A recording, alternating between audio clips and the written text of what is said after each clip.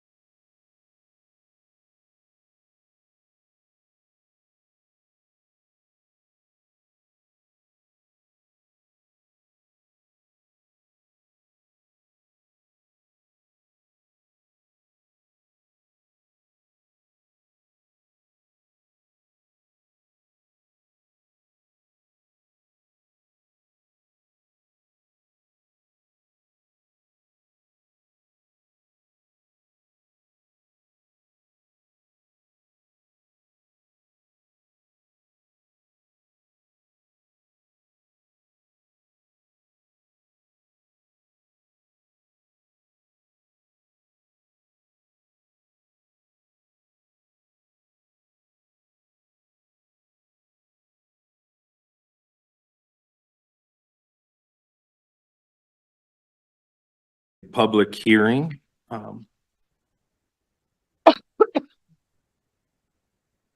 So it's a re-subdivision of lot 2, Immigration Acres, location sections 10 and 11 of Township 7N, Range 90 West. This agenda was advertised in the Craig Press and on May 22nd, 2024. Just so everyone understand, this is how the public hearing works. Once the public hearing has been declared, I will ask Candace Miller, Planning and Zoning Coordinator, to present to the Board of County Commissioners the request as submitted. Once the presentation is complete, the commissioners may ask questions or make comments. I will then ask the audience if there's anyone who wants to testify either for or against. Any citizen of Moffat County may testify once the public hearing has been declared and all the information has been presented. For those who want to testify, you will be asked to approach the commissioners, state your name for the record, and you'll be given 3 minutes to present your testimony either for or against. Erin Miller will be our timekeeper today. She will notify the Board of County Commissioners and the speaker that 20 seconds remain before your time is up. No decision will be made during the public hearing. This is just an opportunity for you, any of you, to provide testimony in favor or in opposition of the proposed request. The commissioners have the option of asking questions or answering questions related to the topic during the hearing process. Once all the testimony has been heard, the public hearing will be declared closed and we will go back to regular session. I will then refer back to the board excuse me, for discussion and decision on said proposal. Everybody understand? We say 3 minutes. If you're not done, we're gonna give you a chance to talk. Just you taking 5 or 10 minutes, we'll cut you off. So, all right. So we'll go right into public hearing. Ms. Miller, appreciate you. Thank you. For the record. I'm Jesus Ortega. I'm the owner of Lot 11. Good Thank you. morning, commissioners. So I am here today with Mr. Ortega. He submitted an application for re-subdivision. He has a 35-acre parcel in Migration Acres. He had made a request to re-subdivide that parcel into 2 5 acres, a 15 and a 10-acre parcel. You have that plat map in your packet. We reviewed the application and map in our planning and zoning meeting last Tuesday. We had some members of the community join our meeting to express some concerns that they had. So the planning board, we had a very lengthy meeting. We asked a lot of questions. We heard all of the opposition, reviewed maps. And so based on the concerns of the adjacent properties, property owners, and maybe some uncertainty on some concerns with the road and the way that some properties are platted, and potential concerns with maybe some development on the property that is negatively affecting that road, which is a private road. It is not a county maintained road. The planning board made the motion not to approve this application. So we would not be recommending approval of the application. I provided you a report of that, of our findings, just kind of brief rundown of those concerns from adjacent property owners, and that was voted 3-1. My one planning board member who did not vote either for or against, he had some questions in regard to permitting or the plat map, the road. So I did a bunch of work. I spoke to Dan Miller. I spoke to Marlon. I pulled the plats. And so that information is in front of you. I've got, a follow-up from Marlon, as well as the plat where there might be some concern on the way that road was originally put in, I think it was acknowledged from all of the landowners that the road kind of got a little wonky up that way. So it kind of goes back and forth across property lines, and that, was an area of future concern should this parcel be subdivided sometime in the future. And so our recommendation essentially is to Mr. Ortega to work with his neighbors, try to resolve some of these issues on this private road, identify whether or not any of the work he's done is negatively impacting the road, and get those issues resolved before coming back to the table to identify what his options are moving forward. Okay. Mr. Ortega, you want to say anything? Well, yes, I do. Based on the concerns of my neighbors, which they are valid, I'm not taking anything against that. I do have the same concerns as where the property lines mix when the road was put in. I wasn't there. I've been there used 11 years. And all what I heard from the owners when I bought the property is that the middle of the road was the end of your property lines. So based on that, when I cut in my driveway, I assumed the road was where it's supposed to be, and so I meant no harm to any adjacent property owner or the property lines. So I thought I was going to be good with that. But now it comes to the surface that I may have interfered with that. So around where I have the house, I built a road around the hill, and then I put some dirt to block the strong winds from the west, put a berm in there. But that also has been getting encroaching that road, that access to 3 of the neighbors in the back. So I didn't go into the road. I just put above the native hillside that was there. I piled more dirt on top of it. And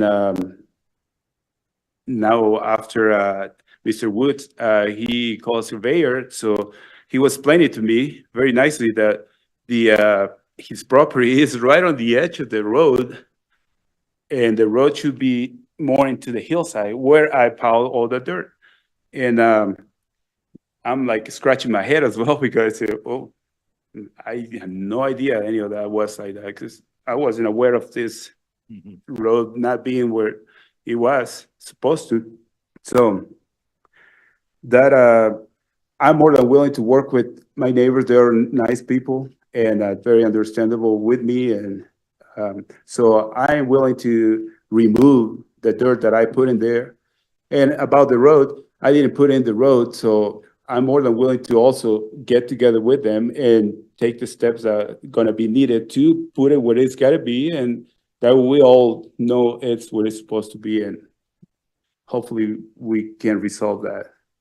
I will add that the adjacent property owners had expressed interest. They had been in contact with County Road and Bridge about initiating the process to have that road taken over by Road and Bridge. So they've been provided, the list of specs and, what that process looks like. And so again, that is something that I think as Mr. Ortega works with his neighbors to identify, what negative impact his work is having on the road, and then through the engineering phase of bringing that road up to county specs, they might be able to, once and for all identify, the road and property lines, and they might need to talk to a surveyor to look at those as well. But I think that would benefit everyone to get a clear understanding of those property lines and road and conditions and what needs to be done to correct it.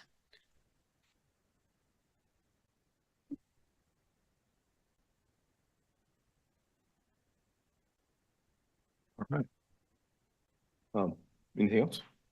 Well, in addition to that, I also heard that they have other concerns, like for the pond that I rebuilt. There was an existing pond there, but I thought it'd be nice to rebuild it. And obviously I did not do it right, because when we had this heavy snow, like a lot of snow the winter before last, had so much snow at the house that I never seen in my 11 years there in the county.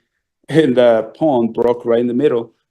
And I talked to Marlene because my neighbor down the hill, the Walls, Mr. Walls, yeah, he was concerned about that. And I talked to him and I told him, if there's any damage in your property, I'm more than willing to work this out, whatever I gotta do. And that wasn't none of the major concern. He never came to asking for, he didn't do much to his property. He used the water's runoff. I talked to Marlene about it. He said, I need a permit if I want to rebuild that pond. That is not one of my priorities. When the time comes, I will get a permit when I'm ready to touch that. So in regards to that, that's gonna be what it is. Because I have 2 open permits with Marlene, one to build a couple structures in the house. So I want to take care of that and obviously resolve whatever we got going on right now before I can focus on something else. And I have some old pictures before I put in the road, how the hillside looked, where the road was, and that way, if that helps clarify how the native soil looked like before I start disturbing the ground in there. Yeah. So I'll take a look at those. And just to clarify, the permit that would be required for the pond is through the state. Yeah. And he's Marlon aware that has he that. would need to contact the state. Thank you.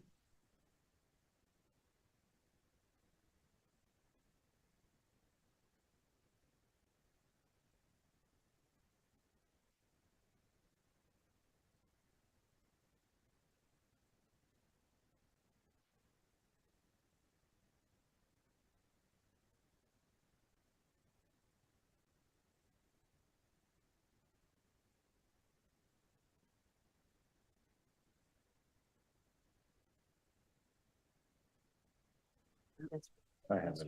Yeah. So some of this area is where, that's what he's referencing, the way that the road came up and the property line. He wasn't aware of the way that road went.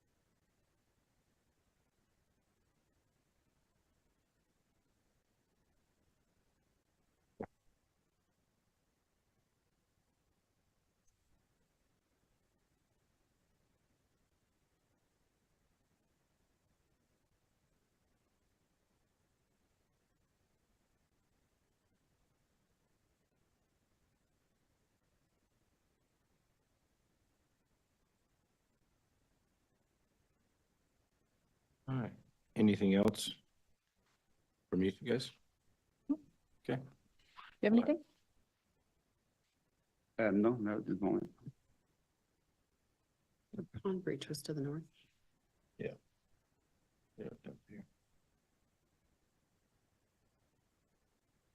Okay, you guys good. Have a seat. Appreciate it. Thank you. All right, so at this time, we will give anyone in the community a chance to speak either for or against this proposal. Just state your name. Yes, please. Just state your name into that microphone. Please. Taylor Johnson. I'm the neighbor. What would that be?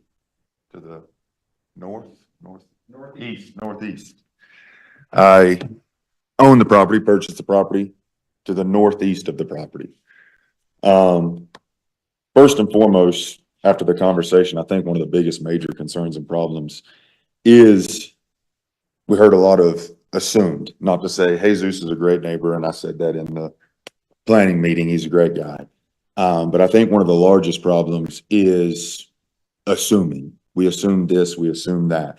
When I bought the place, I had a survey done so that I knew, where the property lines was. We're now, thank the Lord, we're in a technology age that everybody knows. 9 times out of 10, when you do something, you need a permit, or you need to make sure you know your boundaries, your restrictions, and what's going on. And I think our biggest mistake there is assuming that we could do this or assuming that we could do that. Whereas instead of assuming, we need to know. And I also spoke with Jesus a year ago. And whenever Kelly had his property, so what we have there, we have a 30-foot right of way going through the road. And the road is, Jesus is exactly right. The road was put in wrong. It's still put in our right of way, but we have a 30-foot right of way, and then we have an additional 15-foot snow and right of way for snow removal. And our road is in theory put all the way to the end of the 15-foot snow right of way. And so we're technically still in the right of way, but there's an additional like 20 or 25 feet towards Jesus's property, and that's where this ginormous mound of dirt is. My wife had to leave. She had to go to work. We bought the place still living back east off of the pictures that you see in the last couple pages there where Mo did this document and said this was the view, all the room and privacy for the Johnson family when they purchased their property. And in our planning and zoning meeting, I asked for the respect of the county to defend residents or defend people that make an investment. I'm not a stock guy. I'm not any of that. I'm a real estate guy. I like to buy land. And so when I made the investment to buy a $400,000 piece of property and show up 30 days later without any permits or anything else, and somebody comes on and infringes right on the property and builds a road and builds 8-foot berms that are washing down into the road and down into my property, I went to Marlon immediately and was like, what's going on?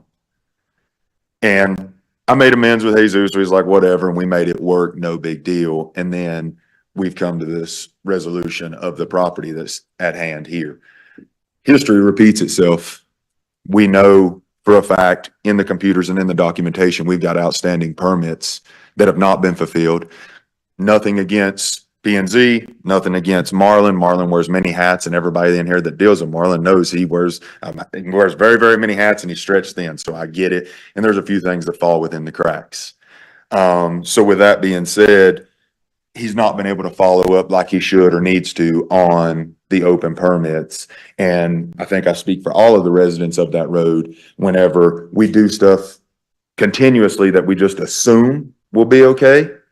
And it's not. And then we have open permits that keep dragging and getting extended and not being fulfilled, which is making it detrimental to the property values and our livelihood and our road and just everything, in accordance of all that. Why do we want this approved when we've not had a good track history record of anything previously? And we just assume without going through the proper channels. And then when we do go through the proper channels, they just hang out in limbo for forever and never get capitalized on or finished from what you had remaining. Then on the flip side of that, from a engineering, contractor, and all them aspects, and I spoke with the neighbors and everything about it. If you go look at this berm, and Candace and Neil Binder, they're still here, also went out.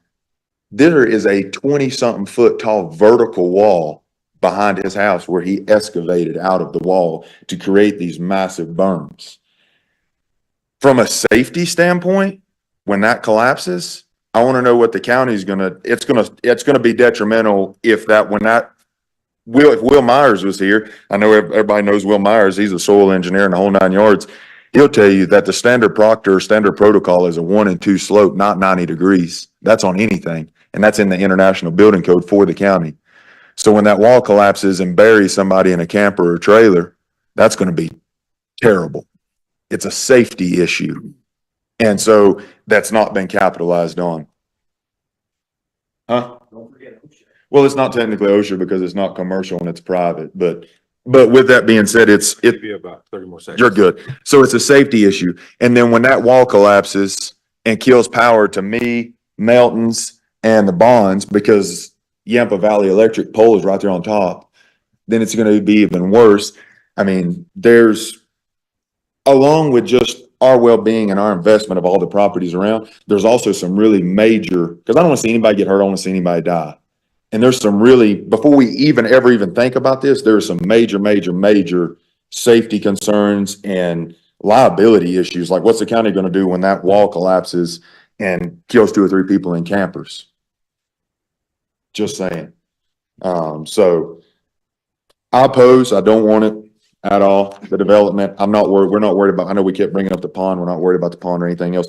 I'm worried about the well-being, the investment that I made on that piece of property, and then the well-being of the people that may or may not be in supposed temporary campers that you can see in the picture that have sheeting and that are not going nowhere, is my concern. Thank you. Appreciate you.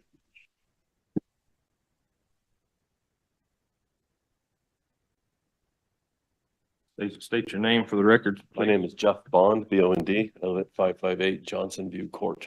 Okay, thank you. I am opposed. Nothing against Mr. Ortega. I have no issues with him whatsoever.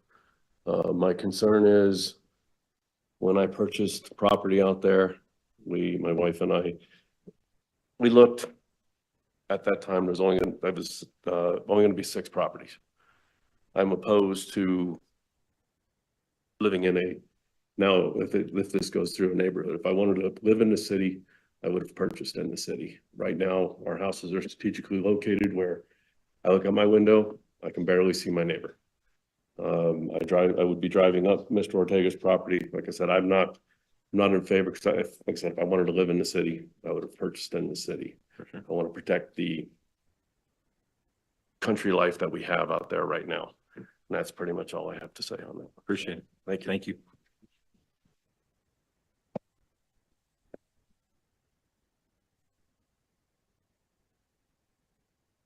How are you today? I'm doing just fine. I'm Raymond Kelly Wood. Okay. I live just southwest, across the street from this development. And I purchased the property in 21. I moved from California. I lived there for 35 years. I had a 17-acre parcel there in a 500-acre development with one neighbor for 25 years. Okay, I moved over here. You know, the neighbor's a little bit closer. I could deal with it. But I'm with other people trying to put in a development right across the street from me. Is someone gonna buy my piece of property? Because I'll just end up probably moving anyways, you know, if this happens. I don't need this. Too many neighbors. I can't deal with a lot of neighbors. So, and if this does go through, are we going to be able to come in and what's the word for it? Be able to say anything on how this is going to happen? Any restrictions that we can put into it? I prefer it not happening. Okay. Thank you. Yep, thank you.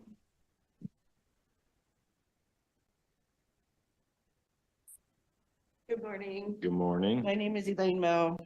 My husband Jeff Stewart and I own the property directly that he's across from, where he's trying to subdivide and build an in-town community. Same as Kelly and everybody else out there, we bought that property at a higher cost because it was an investment. It was a choice to live outside of town, not in town, to give up those conveniences and learn all about cistern and wells and plowing. And we've all relied very much on each other, which makes this so terribly hard because we have those relationships. I think I probably felt the most betrayed just because he's trying to put 3 houses right across from my house. My existing house, as you can see in the folder that I gave you, there's arrows that document where my house is, where he's trying to put, where he proposes to put his. I know I had some extensive conversations with Marlon about what control do we have? Where is our power? I mean, you all as our elected commissioners are supposed to protect all of us, so you need to represent us all. And everything that I've ever read about you guys or heard about you participating in, that it's done as a community. And if our community is saying no, there's probably a really good reason. There's a lot of things that are left to chance. I don't know if he's gonna put a camper, a trailer, build a house, what's gonna go there? Again, I didn't buy that property to look out any of my windows. I just replaced to improve my home. I didn't plan on ever seeing a house outside of my house. That's why we bought there. We did a lot of research on the different communities, what was available, and knowing that they were 35-acre plots and the houses, as Jeff pointed out, Bond, are kind of strategically located. You don't see each other. So it's very private. The views are beautiful. Property value just goes up and up and up and up. I think mine would go down and down having 3, I'm not sure what kind of buildings would be there. And I don't think that's fair that he is able to capitalize on that, and well, my investment diminishes. Other concerns would be for the water. I've been told you can't have a well, they're not giving them out. That could change. Right now, none of us have to haul water. Again, if I have to haul water, that devalues my property. Everything that we've put into it, every investment we've done to make it a better place. And it's just, I think there's some other solutions that could be talked about. I think the hardest thing to find out at that meeting on Tuesday, because we were on vacation right before we got the letter notifying of this, and thank you for that. Otherwise, we would not have known because we were not talked to. Nobody had a conversation with us about it.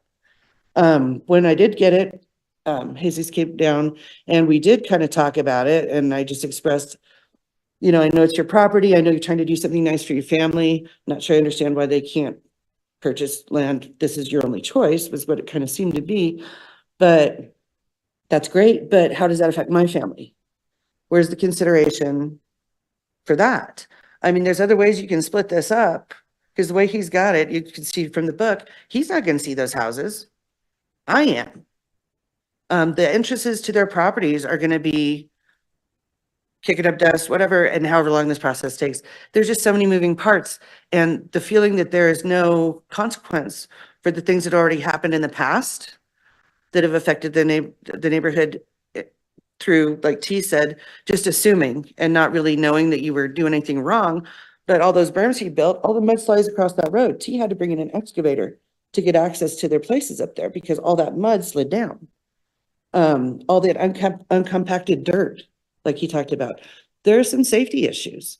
And this is just super hard because I, like Jesus, we have had beers together. You know, we take care of each other, and it feels like there's a better way to do this. And I think when the entire population of the rest of the people on the road don't want this, that speaks miles. And I hope you'll consider that, because whatever you do is going to set precedents for everything else to come in the outside communities from the city. That's a big responsibility. I mean, if this goes through, they build houses and they get to put in wells, who's going to haul my water? That's my expense. You know, who's going to make up the difference in the value of my home? No one.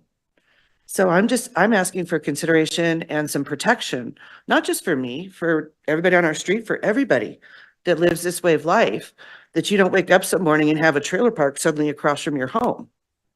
If I wanted to live in an RV park, I would have. Or community in the city on a street. So that's kind of all I have to say, except the very last page. All right. You hold our future in your hands. So I hope you will consider everything that goes with it, because there's a lot of moving parts, and what your decision is today, like I said, especially with the wells and the water, that could change, you know? So anyway, any questions? Thank you. I'm good. Okay, thanks. I will say clarification on the wells. Right now, you don't have to have a permit if you're 35 acres or above. You could just go drill a well. The augmentation plan will be done here shortly, and you will be able to get a well, a permit for your well. You're just gonna have to pay an augmentation fee, right? And so, just for clarification, right? So, Each one of those 3. well, it will all matter what the state says, right? We don't give the well permits. But the possibility after the augmentation plan is done, yes, there is a possibility that he could get that done. But yes, yeah.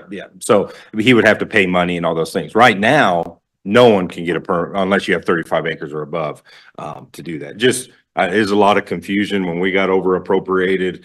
There was just tons of confusion, right? But it's going to be a uphill battle to get that done because every lot in Moffett County was grandfathered in, but subdivisions were not grandfathered in, right? Just for clarification, but yeah, for sure.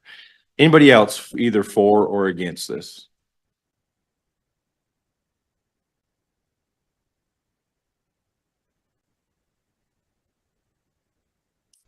Okay, hearing none. So I'm gonna come out of public hearing and back into regular session. Appreciate everybody, all the comments, appreciate all the things. Do you have anything to comments, Commissioner Willard? I don't have any other comments or questions. I will just say this. Couple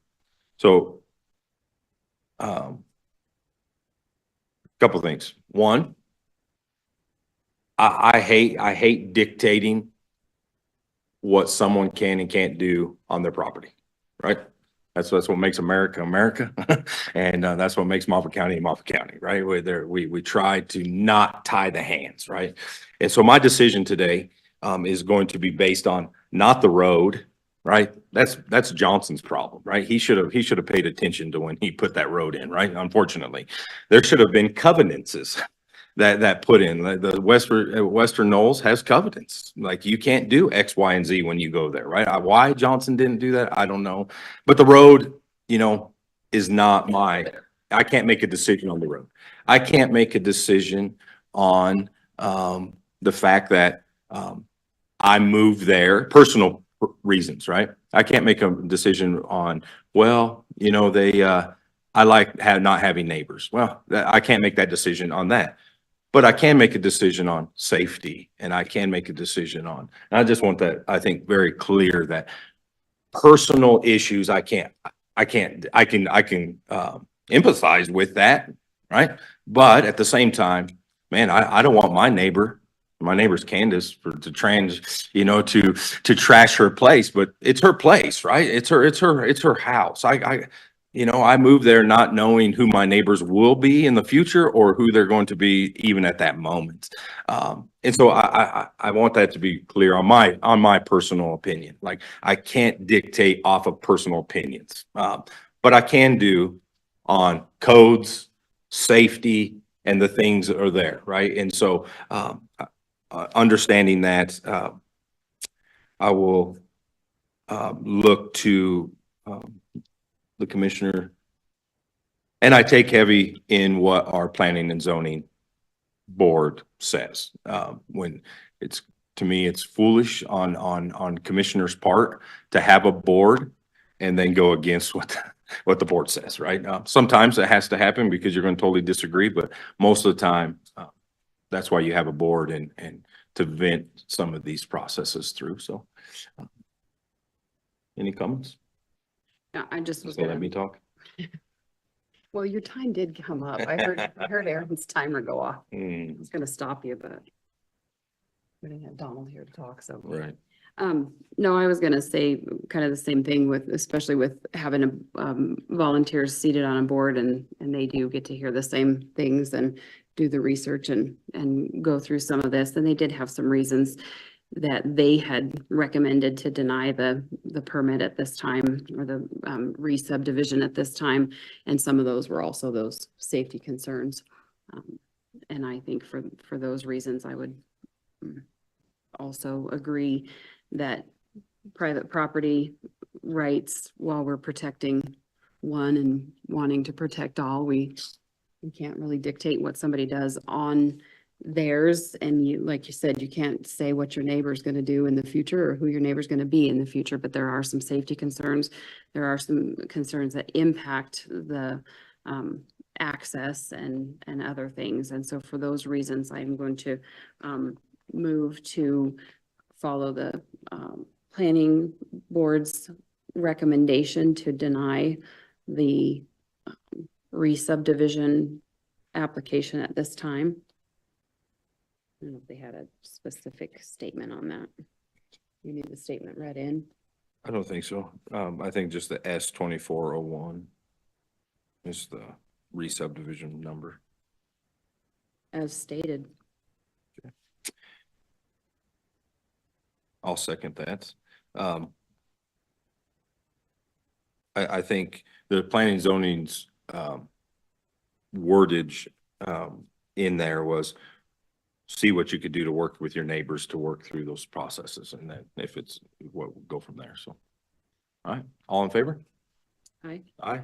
Motion carries. Did you second that? I did so. Yeah, the motion's carried, but I just wanted to state, that the planning and zoning board is more than welcome to revisit in the future. Yes. With 100%. Again, figure Yep, out what we can do, 100%. because I understand, like you stated, it is his property.